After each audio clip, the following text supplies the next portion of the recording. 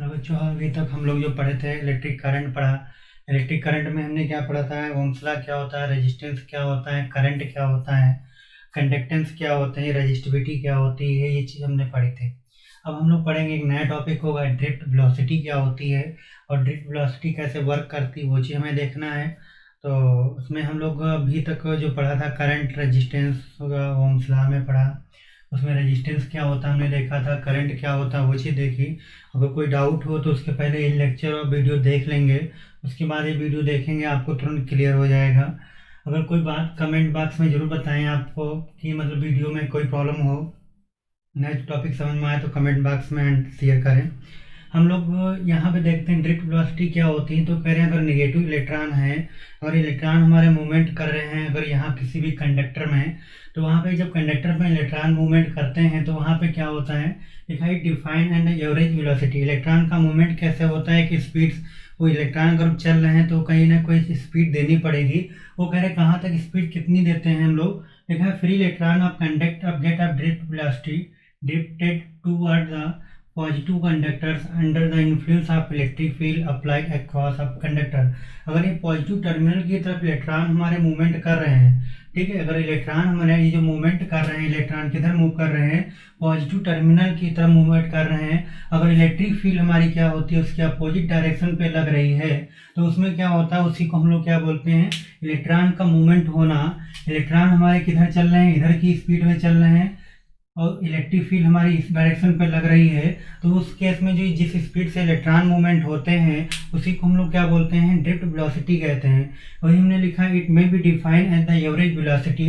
Average velocity electron की speed से चल रही है, इलेक्ट्रॉन स्पीड मूव कर रहा है, कितने मूव कर रहा है, वो कहाँ तक मूव करेगा, वहाँ पे अपोजिट डायरेक्शन था। हमने कहा अपोजिट डायरेक्शन क्या होगा, इलेक्ट्रॉन पे हमारा क्या होता है, नेगेटिव चार्ज होता है, वो पॉजिटिव टर्मिनल तक मूवमेंट करेगा। पॉजिटिव टर्मिनल आते हैं तो इलेक्ट्रिक फील्ड क्या करेगी, अपोजिट डायरेक्शन पे वर्क करती है। उसी को हम लोग क्या कहते हैं, ड्रिफ्ट वेलोसिटी कहते हैं। हमने क्या बताया यहाँ पे, अगर इलेक्ट्रॉन कंडक्टर पे मूव कर रहा है तो कंडक्टर पे इलेक्ट्रॉन कहाँ तक मूव करेगा, अपोजिट डायरेक्शन मतलब पॉजिटिव चार्ज तक मूव करेगा। अगर पॉजिटिव चार्ज से मूव करता है तो वहाँ पे इलेक्ट्रिक फील्ड क्या करती है, हमारी अपोजिट डायरेक्शन पे काम करती है। हमने आपको बताया था अगर पॉजिटिव चार्ज होगा तो इलेक्ट्रिक फील्ड क्या होगी, बाहर की तरफ होगी। तो हमारा इलेक्ट्रॉन क्या कर रहा है, अगर पॉजिटिव डायरेक्शन की तरफ मूवमेंट कर रहा है, इलेक्ट्रॉन क्या करता है, पॉजिटिव डायरेक्शन की तरफ मूवमेंट करता है। इलेक्ट्रिक फील्ड अगर अपोजिट डायरेक्शन में मूवमेंट कर रही है, इलेक्ट्रिक फील्ड अपोजिट डायरेक्शन पे वर्क कर रही है, उस केस में जितनी स्पीड जनरेट होती है, किसकी, इलेक्ट्रॉन की जनरेट होती है, तो वही स्पीड जो क्या कहलाती है हमारी, वो ड्रिफ्ट वेलोसिटी कहलाती है।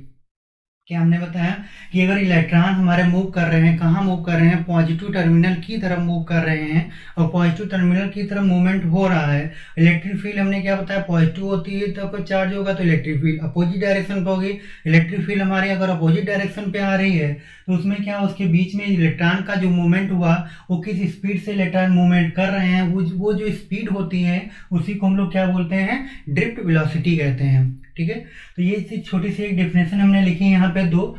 लिखा है define as the average velocity of with which free electron. उसमें इलेक्ट्रॉन क्या होते हैं, फ्री तो मूव करते हैं। फ्री इलेक्ट्रॉन कहाँ मूव करते हैं, conductor drifted toward positive conductor. कहाँ तक जाते हैं, वो पॉजिटिव कंडक्टर तक जाते हैं। तो क्या करते हैं, under influence of electric field applied across the conductor. Electric field क्या करती है, उसकी अपोजिट डायरेक्शन पे वर्क करती है। जब इलेक्ट्रॉन इधर लेफ्ट में जा रहे होते हैं तो इलेक्ट्रिक फील्ड क्या करती है, हमारी राइट में आती है। वो इलेक्ट्रॉन का जो राइट लेफ्ट में जाना, वो किस स्पीड से जा रहे हैं, उसी को हम लोग ड्रिफ्ट वेलोसिटी कहते हैं। लिखा it may be defined as the average velocity gain by free electrons in conductor opposite direction externally applied in electric field. तो हमने आपको बताया कि एक्सटर्नली इलेक्ट्रिक फील्ड क्या करती है, अपोजिट डायरेक्शन पे ही अप्लाई करते हैं। ठीक है, तो इलेक्ट्रॉन अगर मूव कर रहे हैं तो कुछ ना कुछ वहाँ पे एक्सेलरेशन काम करेगा। कितना एक्सेलरेशन काम करता है वो चीज़ हम देखेंगे। इतना आप स्क्रीन शॉट ले लें। अभी हमने आपको बताया कि अगर यहाँ पे इलेक्ट्रॉन का मूवमेंट होगा, अगर इलेक्ट्रॉन मूव कर रहे होंगे, स्पीड जनरेट हो रही है। अगर स्पीड जनरेट होती है तो उसके केस में एक्सेलरेशन भी जनरेट होता होगा। तो इलेक्ट्रॉन का कितना एक्सेलरेशन जनरेट होगा, तो वो चीज़ हम लोग अब लिखेंगे, इलेक्ट्रॉन में एक्सेलरेशन कितना जनरेट होगा। तो लिखते पहला पॉइंट हम लोग डेरिवेशन करेंगे, the magnitude of acceleration of force on मास। ठीक है, इलेक्ट्रॉन एक्सीलरेट कर रहे हैं तो उस स्पेस में फोर्स हमने कहा अगर इलेक्ट्रॉन ये चल रहा है, यहाँ पे है, ये पोजीशन इलेक्ट्रॉन की यहाँ पे है, तो इस केस में यहाँ से यहाँ तक जाने में हमने कहा था अगर नेगेटिव नेगेटिव चार्ज होगा तो उस केस में फोर्स लगता है। कौन सा लगता है? रिपल करता है। तो इलेक्ट्रॉन पे अगर फोर्स लग रहा है तो फोर्स हमारे पास पता होगा आपको, एफ बराबर हमने क्या पढ़ा था? एम इंटू ए पढ़ा था। फोर्स बराबर हमने क्या पढ़ा था? मास इंटू एक्सीलरेशन होता है। यहाँ पे हम लोग लिख सकते हैं फोर्स बराबर क्या होता है? मास इंटू एक्सीलरेशन होता है। तो यहाँ पे ए का मान निकाल सकते हैं। ए बराबर क्या लिख सकते हैं हम लोग? इक्वेशन नंबर ये होगी, जब इलेक्ट्रॉन हमारे एक्सीलरेट कर रहे थे, जब हमने कहा फोर्स हमारा क्या करेगा? इलेक्ट्रिक फील्ड को जनरेट करेगा। तो एफ बराबर हम लोग लिख सकते हैं ई इंटू क्यू इंटू ई। और ई इलेक्ट्रॉन होते हैं, इलेक्ट्रॉन पे का कितना चार्ज होता है? माइनस का, तो माइनस ई इंटू ई लिखा जा सकता है, हम लोग लिख सकते हैं। ये इक्वेशन नंबर 2 हो गई। ठीक है, ये फोर्स तो लग रहा है, इलेक्ट्रॉन जब मूवमेंट कर रहे हैं, हमने कहा अगर पोजीशन में डिस्प्लेसमेंट हो रहा है तो उस पर फोर्स वर्क करता है। तो फोर्स वर्क करता है, कितना करता है? हमने कहा मास इंटू एक्सेलरेशन होता है। इलेक्ट्रिक फील्ड हमने कहा उसकी अपोजिट डायरेक्शन में वर्क कर रही है, तो इलेक्ट्रिक फील्ड अगर अपोजिट डायरेक्शन पे वर्क कर रही है तो वहां पे इलेक्ट्रिक फील्ड में भी फोर्स आता है। तो फोर्स कितना लगा? एफ बराबर माइनस ई इंटू ई लिख दिया। ये क्या होता है? हम लोग क्यू को हमने क्या था? ई इलेक्ट्रॉन लिख सकते हैं, तो इलेक्ट्रॉन लिख दिया। क्यू बराबर ई लिखा जा सकता है। दोनों फोर्स को हम लोग इक्वल कर सकते हैं, लिख सकते हैं यहाँ पे। तो इक्वेशन नंबर 1 जो है इक्वल किसके हो गई? इक्वेशन नंबर 2 के इक्वल हो गई। तो हम लोग लिखा जा सकते हैं यहाँ पे एम ए बराबर माइनस का ई इंटू ई लिख सकते हैं हम लोग। अब यहाँ पे ए निकालना होगा तो ए बराबर माइनस का ई इंटू ई अपान एम किया जा सकता है। आपने पढ़ा था कि इलेक्ट्रिक फील्ड क्या होती है पोटेंशियल के टर्म में। तो इलेक्ट्रिक फील्ड हम निकालते हैं, इलेक्ट्रिक फील्ड ई बराबर होता है बी अपान एल होता है। इलेक्ट्रिक फील्ड जब निकालते हैं, जो दो पैरेलल प्लेट दी होती थी उस केस में अगर इलेक्ट्रिक फील्ड निकालते थे पोटेंशियल अपान लेंथ को ही इलेक्ट्रिक फील्ड कहते थे। यहाँ पे हम पुट कर सकते हैं, तो ए बराबर क्या लिखा जा सकता है? Minus E B upon M into L. Equation number कितनी आ गई हमारी? 3 आ गई। अब उसके बाद में हमने कहा इलेक्ट्रॉन अगर मूवमेंट कर रहे हैं, इलेक्ट्रॉन का अगर मूवमेंट हो रहा है तो किसी न किसी स्पीड से मूवमेंट कर रहे होंगे। तो हम लोग देखते हैं, suppose that instantaneous velocity of electron की बात करते हैं हम लोग। इंस्टेंटेनियस वेलोसिटी कितनी होती है इलेक्ट्रॉन की, वो चीज़ हम लोग देखते हैं। इनिशियल वेलोसिटी, अगर इनिशियल वेलोसिटी की बात करते हैं किसकी? इलेक्ट्रॉन की, ऑफ इलेक्ट्रॉन, तो हम लोग क्या लिख सकते हैं? b1 बराबर u प्लस ए टाउ 1, मतलब आपने इक्वेशन पढ़ी थी यहाँ पे न्यूटन। b बराबर अभी बताया था u प्लस ए टी। तो यहाँ पे हम लोग ऐसे लिख सकते हैं, ये इक्वेशन नंबर मान लो 1 हो गई। एक कंडक्टर में कितने इलेक्ट्रॉन मूव कर रहे होंगे वो तो हम काउंटिंग कर नहीं सकते हैं, तो हम लोग लिखते हैं इनडिफाइंड इलेक्ट्रॉन होंगे। कितने होंगे हमारे पास? इनडिफाइंड इलेक्ट्रॉन होंगे। तो ए टाउ 2 लिख सकते हैं, या b3 बराबर u3 प्लस ए टाउ 3 लिखा जा सकता है। डैश डैश हम लोग क्या लिख सकते हैं? bn बराबर un प्लस ए टाउ 3 लिख सकते हैं। तो हम लोग क्या बताया था कि अगर कोई बहुत सी स्पीड अगर दी होती हैं तो उनका हम लोग क्या निकालते थे? एवरेज निकालते थे। एवरेज निकालने के लिए क्या करना पड़ता था? सम करना पड़ता था, नंबर ऑफ स्पीड से हम लोग डिवाइड करते थे। तो हम लोग निकाल सकते हैं यहाँ पे ड्रिफ्ट वेलोसिटी। अब लिखते हैं हम लोग ड्रिफ्ट वेलोसिटी या average velocity of electron, velocity of electron किसकी निकालने हैं? इलेक्ट्रॉन की निकालने हैं। तो ड्रिफ्ट वेलोसिटी हमने कहा था बी सफिक्स में डी से जोड़ करते हैं, इसको लिख सकते हैं हम लोग b1 plus b2 plus b3 dash dash कितना हो गया? bn upon number of velocity कितनी हमें पता ही नहीं, तो हम लोग ऐसे लिख सकते हैं इसको। अब इसको अगर b1 b2 के मान पुट कर सकते हैं यहाँ पे, तो bd बराबर लिखा जा सकता है u1 A tau 1 plus u2 A tau 2 plus dash dash un plus A tau n upon n। ठीक है, अब देखो u1 u2 सब एक पास हैं, हम एक साथ लिख सकते हैं इनको u1 u2 को। फिर से एक बार इसको रब करना पड़ेगा। तो हम लोग देखते हैं magnitude of acceleration of force कितना निकाला, F बराबर हमने ma निकाला। इलेक्ट्रॉन पर इलेक्ट्रिक फील्ड पे फोर्स कितना होता है, F बराबर QE होता है। हमने E रखा क्योंकि इलेक्ट्रॉन मूव कर रहे हैं। हमने आपको बताया था कि इलेक्ट्रॉन पे कितना चार्ज होता है, नेगेटिव चार्ज होता है। अगर यहाँ प्रोटॉन मूव करते हैं तो हम पॉजिटिव चार्ज लिखते हैं। यहाँ पे हमने कहा इनिशियल अगर वेलोसिटी ऑफ इलेक्ट्रॉन निकालते हैं तो B बराबर U प्लस AT होता है। तो B1 बराबर U1 प्लस AT हो गया। B2 बराबर U2 प्लस A टाउ 2 हो गया। यहाँ पे B3 अब ऐसे n तक निकालना होगा। तो एवरेज वेलोसिटी या ड्रिफ्ट वेलोसिटी तो उनको सम करके यहाँ पे ऐड कर दिया। इसके आगे हम कंटिन्यू बढ़ते हैं, देखिए क्या करना है। यहाँ पे हम लोग रब कर देते हैं। तो अगर हम लोग यहाँ पे देखते हैं क्या करना है, यहाँ पे BD का मान निकालते हैं। तो BD बराबर लिख सकते हैं हम लोग एक साथ U1 plus U2 plus U3 plus dash UN अपान n लिखा जा सकता है। ठीक है, अब यहाँ पे क्या लिखेंगे, प्लस ए तो हम कॉमन ले लेंगे। दूसरे में क्या लिखेंगे, tau 1 plus tau 2 plus tau 3 plus dash tau n। क्या करेंगे, टाउ n अपान n लिख देंगे। अब कह रहे हैं जो एवरेज हमारी इनिशियल स्पीड जो हमारी जनरेट ही नहीं हुई, तो उस केस में क्या हो जाएगी, U1 plus U2 plus U3 dash dash UN जो हो अपान n किसके बराबर हो जाएगा हमारे, वो 0 के बराबर हो जाएगा। तो हमारे पास बचेगा कितना, ये हमारे किसके बराबर हो गया, 0 के। तो BD बराबर हम लोग लिख सकते हैं A tau 1 plus tau 2 plus tau 3 plus dash tau n upon capital N लिखा जा सकता है। इतना हम लोग लिख सकते हैं। टाउ 1 टाउ 2 जो होता है वो किसके बराबर होता है, हमने कहा एक टाउ के बराबर होता है। ये टाउ 1 जो टाउ 2 हमने लिखा है वो किसके बराबर होता है, टाउ के बराबर होता है। तो यहाँ पे हम लोग लिख सकते हैं डायरेक्ट। तो tau 1 plus tau 2 tau 3 dash dash tau n जो है अपान n किसके बराबर होता है, वो टाउ के बराबर होता है। तो यहाँ पे लिखा जा सकता है, हम डायरेक्ट लिख सकते हैं इसको। यहाँ पे क्या लिख सकते हैं हम लोग, a इंटू टाउ लिखा जा सकता है। ये हमारी क्या आ गई, ड्रिफ्ट वेलोसिटी आ गई। अब हम यहाँ पे a का मान पुट कर सकते हैं। a बराबर कितना हमें यहाँ पे देखें, इक्वेशन नंबर ये 3 आ गई। तो इक्वेशन नंबर ये कितनी आई, 4 आ गई। 4 में हम a का मान पुट कर दें यहाँ पे। तो a बराबर BD बराबर हम लोग लिख सकते हैं। तो BD बराबर क्या हो जाएगा, माइनस का E B अपान M L इंटू टाउ। ये हमारी क्या आ गई, ड्रिफ्ट वेलोसिटी आ गई। ये हमारी क्या है, ड्रिफ्ट वेलोसिटी आ गई। तो ड्रिफ्ट वेलोसिटी का फार्मूला आ गया माइनस का बी डी बराबर माइनस E/m/L हो गया एक टाउ ड्रिफ्ट वेलोसिटी। अभी हमने पढ़ा था कैसे निकाला, हमने बताया इलेक्ट्रॉन हमारे एक्सेलरेट कर रहे होंगे।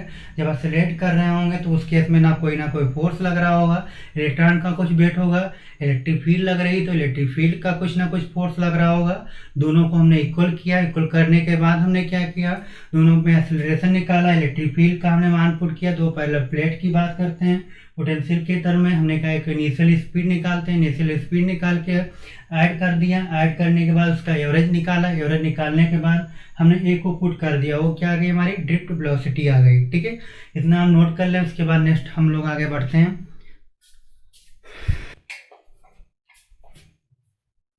अब हम लोग पढ़ना है relation between electric current drift velocity and conductivity क्या होता है। ठीक है, तो कंडक्टर भी पढ़ा हमने, ड्रिफ्ट वेलोसिटी पढ़ा था, कंडक्टिविटी पढ़ चुके थे इसके पहले वाले लेक्चर में। तो हम लोग 1 बाय 1 देखते हैं रिलेशन कैसे जनरेट होगा। तो हमने बताया था कि इलेक्ट्रॉन जब फ्लो होते हैं तो उसमें कुछ ना कुछ नंबर ऑफ इलेक्ट्रॉन होते हैं।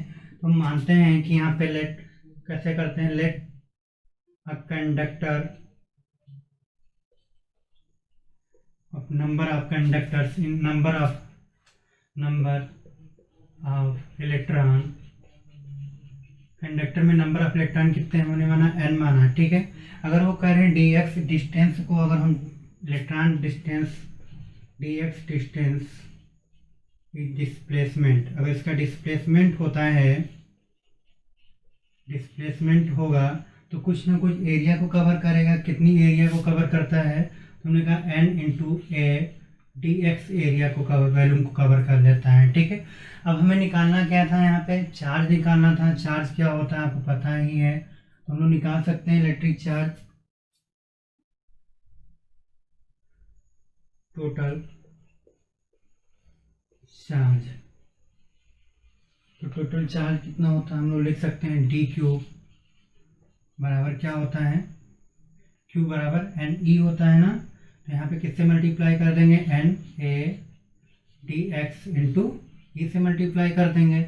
ये चार्ज हो गया, हमें क्या निकालना था, इलेक्ट्रिक करंट निकालना था। तो करंट बराबर आपने पढ़ा था आई बराबर rate of flow of charge is known as current, D Q बटे क्या लिखते हैं हम लोग, डी टी लिखते हैं। यहाँ पे डी क्यू का मान रख दो, कितना लिखोगे, N A D X E upon D T. ठीक है, इतना हमने लिखा है, इसको हम आगे बढ़ाते हैं, प्रोसीड करते हैं। N A E D X upon D T लिख सकते हैं हम लोग। D X by D T क्या होता है, आपने पढ़ा होगा, डिस्टेंस अपान टाइम क्या होती है, स्पीड के बराबर होता है। तो हम लोग आई बराबर लिख सकते हैं यहाँ पे N A E D X upon D T, हमने क्या बताया, स्पीड होती है, तो इसको क्या लिख सकते हैं हम लोग, बी डी या स्पीड। किसकी भी स्पीड, इलेक्ट्रॉन की स्पीड या ड्रिफ्ट वेलोसिटी। तो हमारा रिलेशन आ गया, किसमें आ गया, करंट और ड्रिफ्ट वेलोसिटी। जो पहला पूछा गया था करंट और ड्रिफ्ट वेलोसिटी में क्या रिलेशन होगा, तो हमने कैसे किया था, देखा नंबर ऑफ इलेक्ट्रॉन कितने होते हैं किसी कंडक्टर में, एन होते हैं। हमने कहा अगर डी एक्स उसका डिस्प्लेसमेंट करते हैं इन क्रॉस सेक्शन एरिया के तहत, किसके डिस्प्लेसमेंट, क्रॉस सेक्शन एरिया के तहत करते हैं हम लोग, तो कितना होता है, N into A D X हो जाएगा। ठीक है, N into A D X हो जाएगा। हमने कहा चार्ज निकालते हैं, डी क्यू बराबर N A D X into E होता है, क्योंकि क्यू बराबर हमने पढ़ा था एन ई होता है। करंट निकालते हैं, आई बराबर डी क्यू बटे डी टी होता है, यहाँ पे क्यू का मान रख दिया यहाँ पे। उसके बाद क्या क्या, D X by D T किसके बराबर होती है, डिस्टेंस स्पीड के बराबर होती है। यहाँ पे ड्रिफ्ट वेलोसिटी आ गई। ठीक है, अब हमें पढ़ना क्या है कि इसमें रिलेशन होना चाहिए, कंडक्टिविटी में क्या होता है रिलेशन। अब हम लोग देखते हैं कंडक्टिविटी निकालना होगा, तो कंडक्टिविटी को हम लोग क्या बोलते हैं, कंडक्टिविटी को हम लोग क्या बोलते हैं, करंट डेंसिटी। क्या बोलते हैं हम लोग, करंट डेंसिटी कहते हैं। क्या कहते हैं हम लोग, करंट डेंसिटी। और करंट डेंसिटी को किससे नोट करते हैं, जे से। जे बराबर क्या होता है, आई अपान ए होता है। आप इतना नोट कर लें, फिर हम आगे बढ़ते हैं। यहाँ पे जे बराबर होता है क्या है, आई अपान ए होता है, तो इतना नोट कर लें। अब हम लोग देखते हैं कि जे बराबर आई अपान ए से हमें कैसे रिलेशन निकालना होगा। ठीक है, तो जे बराबर आई अपान ए से हम करंट का मान यहाँ पुट कर देते हैं भैया। तो जे बराबर क्या होता है, आई का मान तुमने कितना निकाला, N A E B D upon A. Area cancel हो गया, तो जे बराबर क्या आ गया हमारे पास, एन ई बी डी आ गया। ये करंट डेंसिटी और ड्रिफ्ट वेलोसिटी में रिलेशन आ गया। ये किस में रिलेशन आ गया, करंट डेंसिटी और ड्रिफ्ट वेलोसिटी में रिलेशन आ गया।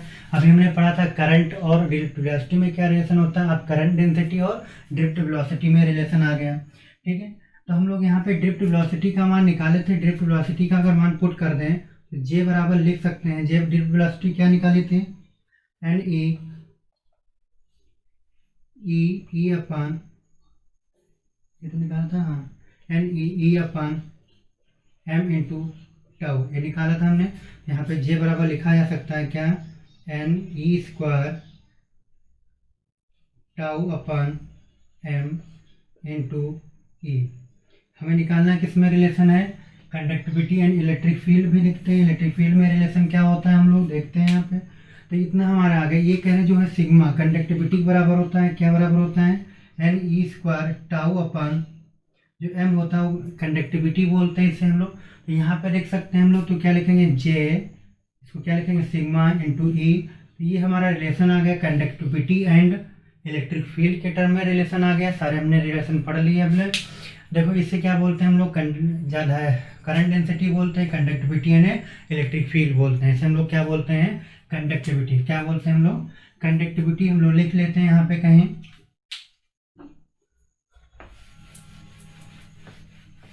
ये हमने रिलेशन पढ़ा है यहाँ पे। जे बराबर क्या होता है, करंट डेंसिटी कहते हैं उसे, करंट डेंसिटी होती है। सिग्मा बराबर क्या बोलते हैं हम लोग, कंडक्टिविटी कहते हैं, कंडक्टिविटी। ई बराबर क्या होता है हम लोग बोलते हैं इलेक्ट्रिक फील्ड। तो हम लोगों ने 3-4 रिलेशन पढ़े इलेक्ट्रिक फील्ड। तो पहले हमने किसमें पढ़ा, करंट डेंसिटी और ड्रिफ्ट वेलोसिटी और करंट में रिलेशन क्या होता है वो चीज़ हमने देखी। तो कितने हमने 3 रिलेशन देखे। उसके बाद हमने पढ़ा कि करंट डेंसिटी और ड्रिफ्ट वेलोसिटी में क्या रिलेशन होता है। उसके बाद पढ़ा हमने करंट डेंसिटी और इलेक्ट्रिक फील्ड या कंडक्टिविटी में रिलेशन क्या होता है। तो कितने रिलेशन पढ़े हमने, 3। कौन कौन से पढ़े। अब हम लोग एक साथ लिख के देखते हैं कि क्या क्या किसमें आया था रिलेशन। पहले हमने पढ़ा था करंट डेंसिटी, तो क्या लिखा था, I बराबर NE/ABD, ये हमारा था current density and drift velocity. दूसरा हमने क्या पढ़ा था, J बराबर NE/BD, ये हमने पढ़ा था। तो तीसरा हमने पढ़ा J बराबर सिग्मा इंटू E। तो 3 रिलेशन हमने एक साथ पढ़ लिए। तो तीनों रिलेशन आपसे पूछे जाते हैं। इसमें क्या पूछा जाएगा कि इलेक्ट्रिक करंट और ड्रिफ्ट वेलोसिटी में क्या रिलेशन होगा, करंट डेंसिटी और ड्रिफ्ट वेलोसिटी में क्या रिलेशन होता है, और इलेक्ट्रिक फील्ड और कंडक्टिविटी में क्या रिलेशन होगा। तो ये चीज़ आपके आ गई, इतना हम नोट कर लें। अब आगे हम लोग प्रोसीड करते हैं। अब हम लोग देखेंगे कि ओम्स लॉ में रेजिस्टेंस जो आता है उसको हम लोग कैसे ड्राइव करते हैं। अभी तक पढ़ा हमने कंडक्टिविटी का रिलेशन, इलेक्ट्रिक फील्ड का क्या होता है, करंट डेंसिटी का और ड्रिफ्ट वेलोसिटी का रिलेशन क्या होता है। तो हमने बहुत से रिलेशन पढ़े। अब हम लोग 1 बाय 1 हल करते हैं। देखते हैं डेरी ओम्स लॉ में जो रेजिस्टेंस आता है, रेजिस्टेंस को हम कैसे, यहाँ पे अगर डेरिवेशन आता है तो कैसे करेंगे। हम लोग कोशिश करेंगे बहुत जल्दी तरीके से आपको आ जाए। तो अभी तक हमने जो पढ़ा था, एक रिलेशन पढ़ा था, J बराबर current density sigma into E पढ़ा।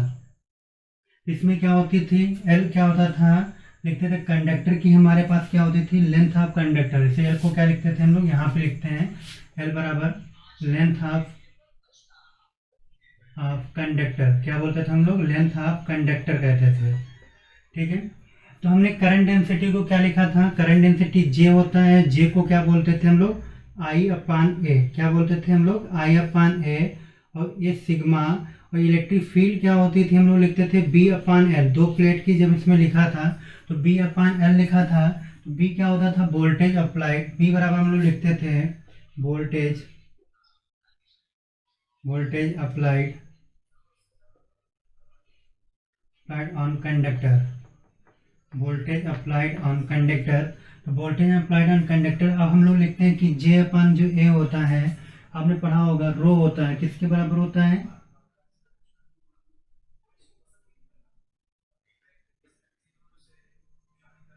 ठीक है। तो इसको हम लोग लिख सकते हैं I/A जो है B/रो के बराबर, रो इंटू L लिख सकते हैं। आपने पढ़ा होगा कि सिग्मा बराबर क्या होता है, 1/रो होता है। रो किसको बराबर लिखते हैं हम लोग, रो होता है जो कंडक्टिव स्पेसिफिक रेजिस्टेंस हम बोलते हैं। अब 1/रो भी जो होता है उसको हम क्या लिख सकते हैं, पोटेंशियल में हम लोग चेंज किया जा सकता है। ठीक है, इसको हम क्रॉस मल्टीप्लाई कर ले, हम लोग क्रॉस मल्टीप्लाई करते हैं तो कितना आएगा, तो B बराबर हम लोग लिख सकते हैं रो L/A इंटू आई। ठीक है, रो L/I पर लिखेंगे जब हम लोग, तो रो क्या होती है, हमारी रजिस्टिविटी होती है। रो बराबर क्या लिखते हैं हम लोग, इसे क्या बोलते हैं हम लोग, रजिस्टिविटी कहते हैं, स्पेसिफिक रेजिस्टेंस कहते हैं। जो हमारा रो L इंटू आर होगा उसे हम क्या बोलते हैं, रेजिस्टेंस बोलते हैं। आर बराबर क्या होता है, रो L/A, इसी को हम लोग क्या बोलते हैं, रेजिस्टेंस। तो बी बराबर हम लोग लिख सकते हैं R इंटू आई, या I इंटू आर लिखा जा सकता है। ये हमारा ओम्स लॉ हो गया। फिर से हम लोग देखते हैं कि कैसे हमने किया। हमने भी पढ़ा था J बराबर सिग्मा इंटू E, बस इतना आपको याद रखना है, इसी से प्रूविंग करना है। J बराबर क्या होता है, इसमें हमारी L क्या होती थी, कंडक्टर की लेंथ होती थी। तो J बराबर होता क्या है, I/A होता है, या सिग्मा B/L होता है इलेक्ट्रिक फील्ड, जहाँ B क्या होता है, वोल्टेज ऑफ कंडक्टर होता है। हमने कहा सिग्मा बराबर क्या होता है, 1/रो होता है, इसे रजिस्टिविटी कहते हैं। तो 1/रो BL लिखा, हमने इसको क्रॉस मल्टीप्लाई किया तो रो L इधर A आ गया, रो L/A कर दिया I। तो इसे हमको क्या कहते हैं, रेजिस्टेंस कहते हैं। इसी को हम लोग क्या कहते हैं, रेजिस्टेंस कहते हैं। ठीक है, तो यही हमें प्रूव करना था इसमें। बस ये क्वेश्चन अब आगे देखते हैं कि क्वेश्चन कैसे आते हैं, वो करते हैं। ये डेरिवेशन आप स्क्रीनशॉट ले लें।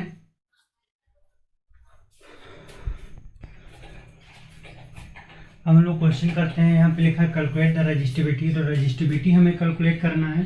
तो हम लोग देखते हैं इसमें क्या क्या दिया है। पहले फार्मूला पता होना चाहिए। फार्मूला भी पता है, रो बराबर क्या होता है, RA/, क्या होता है, L होता है। ठीक है, इसमें तो क्या क्या दिया है हमारे पास, जो लेंथ दी है वो कितनी दी है, L का मान दे दिया है यहाँ पे 10 मीटर।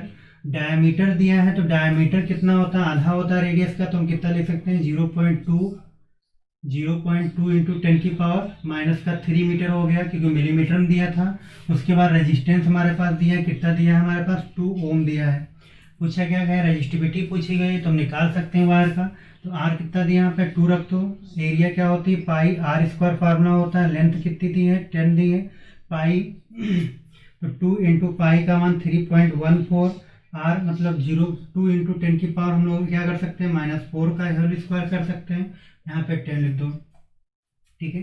तो यहाँ पे हल कर लो भैया, तो कितना हो गया 6.28 आ गया। मल्टीप्लाई करने पर 2 2 जा 4 हो जाएगा, 10 की पावर माइनस कितना हो जाएगा 8 हो जाएगा। नीचे कितना रहेगा 10 ही रहेगा, ठीक है। अब इसको मल्टीप्लाई करते हैं हम लोग, कितना आएगा 8 से 32 के 2 हो गए, 3 कैरी आई, 4 2 जा 8 8 3 11 हो गए, 6 चौक 24 24 25 2.5 3 2 डिजिट बार लगाते हैं हम लोग, एक पॉइंट और बढ़ा देते हैं यहाँ पे। तो 10 की पावर कितना हो गया -8। ये क्या आ गया हमारा रजिस्टिविटी आ गई। रजिस्टिविटी कितनी है हमारे पास, ओम मीटर, इसकी यूनिट क्या होती है ओम मीटर, हम लोग लिख सकते हैं। तो ये हमारा कितना इजी क्वेश्चन था। ऐसे क्वेश्चन आते हैं इसमें, यहाँ कोई टफ नहीं होते हैं। क्या लिखा था calculate resistivity of material, wire कितना दिया था, लेंथ दी थी और डायमीटर दिया था। आपको पता है कि डायमीटर रेडियस का कितना होता है, आधा होता है। और हम रेजिस्टेंस दिया था, फार्मूला भी बताया, रो बराबर RA/L होता है।